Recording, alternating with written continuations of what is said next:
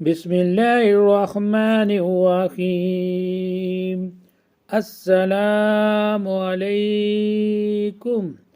روزانہ واقعات سننے کے لیے اس چینل کو سبسکرائب کریں۔ ایک لادین شخص حضرت علی کرم اللہ وجہہ کی خدمت میں حاضر ہوا اور عرض کرنے لگا، یا علی ابن ابو طالب، میں اللہ کو واحد لا شریک نہیں مانتا جبکہ آپ مانتے ہیں۔ اب آپ یہ بتائیے کہ مجھ میں اور آپ میں کیا فرق ہے؟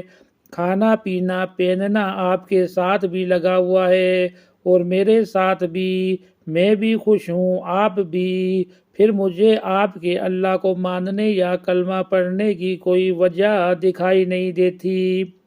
آپ رضی اللہ تعالیٰ عنہ مسکرا دیے، بڑی نرمی سے فرمایا، فرض کرو کہ میدان حشر برپا ہے، خدا اور اس کی خدائی وہاں پر موجود ہے، نہ ماننے والے کو جہنم میں اور ماننے والوں کو جنت میں داخل کیا جا رہا ہے۔ اب تم صرف ہاں اور نہ میں جواب دو، بتاؤ گھاٹے میں تم ہو یا میں؟ وہ بلا تامل بولا کہ یقیناً میں گھاٹے میں ہوں کہ اللہ کو نہیں مانتا۔ اب آپ رضی اللہ تعالیٰ عنہ پھر فرمانے لگے کہ اب فرض کرو کہ بقول تمہارے کہ اللہ کا وجود نہیں، تو پھر کیا صورت ہوئی؟ یعنی کوئی نہ تمہیں نقصان اور نہ مجھے کوئی گھاٹا۔ وہ بلا تعامل بولا، بالکل درست۔ آپ رضی اللہ تعالیٰ عنہ مسکرائے اور فرمانے لگے، پہلی صورت میں تم گھاٹے میں تھے، دوسری صورت میں ہم دونوں برابر تھے۔ تو کیا یہ نفع کا سودا نہیں کہ ہم مان لیں کہ اللہ وحدہ لا شریک ہے، تاکہ کسی کو بھی نقصان گھاٹے کا احتمال ہی نہ رہے۔ وہ مشرک یہ کھلی دلیل سن کر ایمان لے آیا۔ حضرت علی حجویری رحمۃ اللہ علیہ شام کے وقت عام لوگوں کے لیے درس و تدریس کا اہتمام کرتے تھے۔ لوگ آتے تھے، سوال کرتے تھے اور علم کی پیاس بجھاتے تھے۔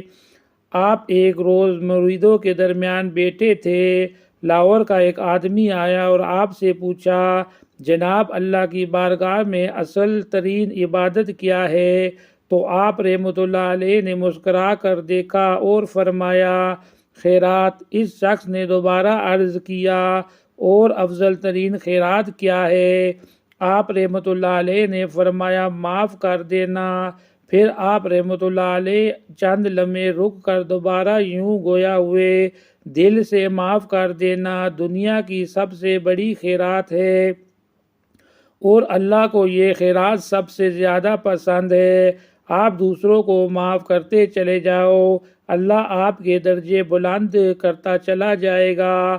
آپ رحمۃ اللہ علیہ فرماتے ہیں، تصوف کی درسگاہ میں صوفی اس وقت صوفی بنتا ہے جب اس کا دل نفرت، غصے، انتقام کے زیر سے پاک ہو جاتا ہے اور وہ معافی کے صابن سے اپنے دل کی ساری قدورتیں دھو لیتا ہے۔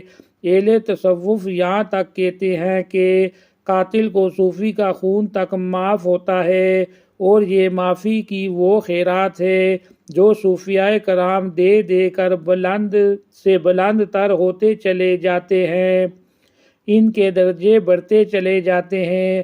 آپ رحمۃ اللہ علیہ نے فرمایا، تم معاف کرنا سیکھ لو، تمہیں کسی استاد کی ضرورت نہیں رہے گی، سارے حجاب اور سارے نقاب اتر جائیں گے۔